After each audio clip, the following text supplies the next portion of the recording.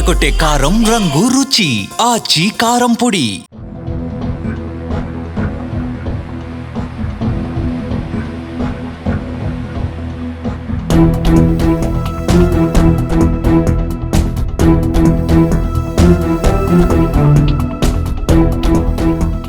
ఈ మధ్యకాలంలో తరచుగా ఫ్రిడ్జ్ పేలిపోయిందనో వాషింగ్ పేలిపోయిందనో వార్తలు వస్తూ ఉన్నాయి కదా.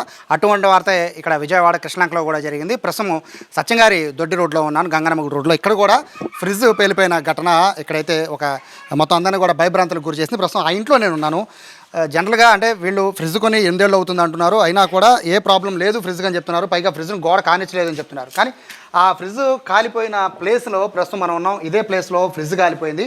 సో ఫ్రిడ్జ్ని బేసిక్గా గోడకి పెట్టకుండా వాళ్ళు నిలువుగా అంటే దానికి గోడకి ఆనించకుండా ఇటు తిప్పి పెట్టామని చెప్తున్నారు. కానీ ఎందుకు ఫ్రిడ్జ్ కాలిపోయిందో తెలియదని చెప్తున్నారు. అదే సమయంలో ఇంట్లో ఎవరూ లేకపోవడంతో పెను ప్రమాదం తప్పింది. అయితే మనం ప్రస్తుతం ఇంటిని చూస్తున్నాం. పూర్తిగా మొత్తము ఈ ఫ్రిడ్జ్ కాలిపోవడంతో మొత్తం లోపల ఉన్న సామాన్లన్నీ కూడా పూర్తిగా కాలిపోయాయి. ఇమీడియట్గా అగ్నిమాపక సిబ్బంది వచ్చారు. హుటాహుటిన మొత్తం ఉన్న లోపల మొత్తం అంతా కూడా ఉన్న సామాన్లన్నింటినీ కూడా బయట తీసుకెళ్లారు. కానీ ఒకసారి మనం చూడొచ్చు, మొత్తము ఫ్రిడ్జ్ కాలిపోవడంతో ఇల్లంతా కూడా ఏ విధంగా కాలిపోయిందో, ఏసీ కూడా పూర్తిగా కాలిపోయిన పరిస్థితి. సో ఆ మంట అంతా మొత్తం ఇల్లంతా అంటుకోవడంతో లోపల ఉన్న సామాన్లన్నీ కూడా పూర్తిగా తగలబడిపోయాయి. ఫైర్ ఇంజిన్ వాళ్ళు వచ్చి హుటాహుటిన మంటలు ఆరిపోయడంతో ఒక పెను ప్రమాదం తప్పింది. అదృష్టవశాత్తు ఈ ఇంట్లో ఉన్న పిల్లలు స్కూల్కి వెళ్ళారు. అదే టైంలో వాళ్ళ మదర్ కూడా ఆవిడ బయట ఉన్నారని కూడా చెప్తున్న నేపథ్యంలో ఏం జరిగింది అంటే ఫ్రిడ్జ్కి ఏమైనా రిపేర్స్ ఏమైనా ఉన్నాయా? ఆ రిపేర్లు ఏం లేవు. ఎలా అంటే మీరు ఆ టైంలో ఎక్కడున్నారు, ఎలా తెలిసింది? బయట ఉన్నా, ఏదో శబ్దం వచ్చింది అందుకని కిందకి వెళ్ళిపోయినా. అంటే ఇప్పుడు ఫ్రిడ్జ్ కాలిపోయింది అంటున్నారు కదా, అంటే షార్ట్ సర్క్యూట్ అని అనుకుంటారా, లేకపోతే ఏమన్నా ఎలుకలు కొట్టేది ఎటువంటివి కూడా ఫ్రిడ్జ్ పేలిపోవడానికి కారణమే? అయితే లేవు, ఎలుకలు లేవు. ఫ్రిడ్జ్ కొని ఎన్ని ఏళ్ళు అవుతుంది? 8 సంవత్సరాలు అవుతుంది. గతంలో ఎట్లాంటి ఏమైనా వచ్చిందా, పొగ రావడం కానీ? రాలేదేమి. అంటే ఒక్కసారిగా పేలిపోయిందా, లేకపోతే మంటలో వ్యాపించేమన్నా వచ్చింది? ఫస్ట్ చిన్న మంట వచ్చింది, తర్వాత మొత్తం కాలిపోయింది. దాన్ని ఆపే ప్రయత్నం ఏమన్నా చేశారా? చేసా, అవ్వలేదు. ఏమైనా నష్టపోయారు ఇంట్లో మీరు? Fridge, AC, సామానంగా. సో అంటే మీ ఇంట్లో అప్పుడు ఎవరెవరు ఉన్నారమ్మా? ఇంట్లో అయితే ఎవరు లేరు, ఎవరు లేరు. పిల్లలు స్కూల్కి వెళ్ళారు, ఎవరు లేరు. సో కింద ఇంటికల వాళ్ళని కూడా పిలుచుకొచ్చారు. సో కొంతమంది మహిళలు ఉన్నారు. ఏం జరిగింది అంటే ఈ ఫ్రిడ్జ్ కాలిపోతున్న విషయం మీకు తెలిసింది కదా, అంటే ఆర్పే ప్రయత్నం ఏమైనా చేశారా?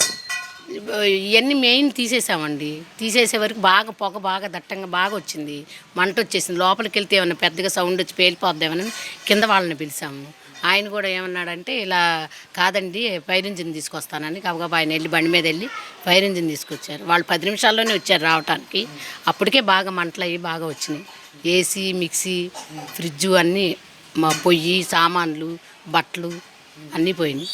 ఇంట్లో ఉన్న మొత్తం అన్ని వస్తువులు కాలిపోయాయి. అన్ని వస్తువులు కాలిపోయినాయి, ఒక మంచం మాత్రం అంటుకోలే. ఇంకా రీజన్ ఏమనుకుంటున్నారండి? అంటే సడన్గా పేలలేదు, మొత్తం మంటలు వచ్చి కాలిపోయిందని చెప్తున్నారు.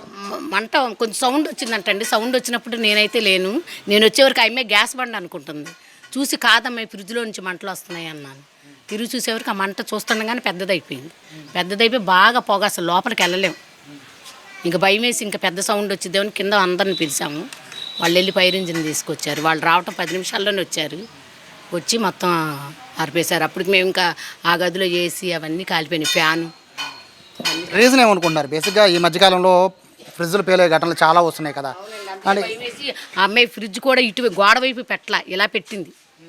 గోడ వైపు పెట్టలే. మేము అవి చూస్తున్నాము, చూసి మేము కూడా అసలు గోడ వైపు పెట్టుకోవట్లే ఫ్రిడ్జ్ని. మరి ఎలుకలు కొట్టేయడం అసలు మా ఇంట్లో ఎవరి ఇళ్లలో లేవండి. ఇన్ని పోర్షన్లు ఉన్నాయి, ఇన్ని పోర్షన్లో ఎవరి ఇంట్లో కూడా ఎలుకలు లేవు అసలు. షార్ట్ సర్క్యూటే కారణం అయి ఉండొచ్చు అని అనుకుంటున్నారు కదా. అంటే షార్ట్ సర్క్యూట్ కారణం అంటే ఓవర్ లోడ్ ఏమైనా అయిందా? ఏమోనండి, కరెంట్ వచ్చి పోయింది. ఎన్నిసార్లు వచ్చింది? ఉదయం వచ్చింది 6ంటికి. మాకు ఇన్వర్టర్ ఉంది, మాకు అర్థం అవ్వలేదు. పక్కన వాళ్ళు అంటున్నారు కరెంట్ వచ్చి పోతుంది అంటున్నారు. మరి పక్కన వాళ్ళు, మాకు ఇన్వర్టర్ ఉండటం మూలాన మాకైతే తెలియలే. ఏం చెప్పారు అధికారులు? వచ్చి చూసారు కదా, అంటే రీజన్ ఏమైనా చెప్పారా? వెళ్ళిపోయారండి, షార్ట్ సర్క్యూట్ ఏమో అనుకుంటే వెళ్ళిపోయారు. మరి టీడీపీ వాళ్ళు వచ్చారు, వాళ్ళు అదే చెప్పేసి వెళ్ళారు. సో ఇది చాలా అప్రమత్తంగా ఉండాల్సిన పరిస్థితి. ఎంత జాగ్రత్తలు తీసుకున్నా కూడా ఇటువంటి ఘటనలు అయితే జరుగుతూనే అయితే వాళ్ళు చెప్తున్నారు, ఇల్లీగల్ వాళ్ళు చెప్తున్నారు ఫ్రిడ్జ్ని మేము గోడ కానిచ్చలేదు అని చెప్తున్నారు. గోడ కానిచ్చకుండా, ఎందుకంటే చూస్తున్న వీడియోలు అవేర్నెస్ వీడియోల ద్వారా వాళ్ళు కూడా తెలుసుకుంటున్నారు. గోడకి ఫ్రిడ్జ్ని ఎప్పుడు పెట్టకూడదని తెలిసే వాళ్ళు నిలువుగా పెట్టామని చెప్తున్నారు. అంటే ఈ యాంగిల్లో ఫ్రిడ్జ్ డోర్ తీసినట్టుగా పెట్టామని చెప్తున్నారు. అయినా కూడా ఎందుకు ఫ్రిడ్జ్ పేలిపోయింది అనేది డౌట్గా ఉంది. ప్రస్తుతం ఆవిడైతే ఘటన జరుగుతున్నప్పుడు బయట ఉన్నారు.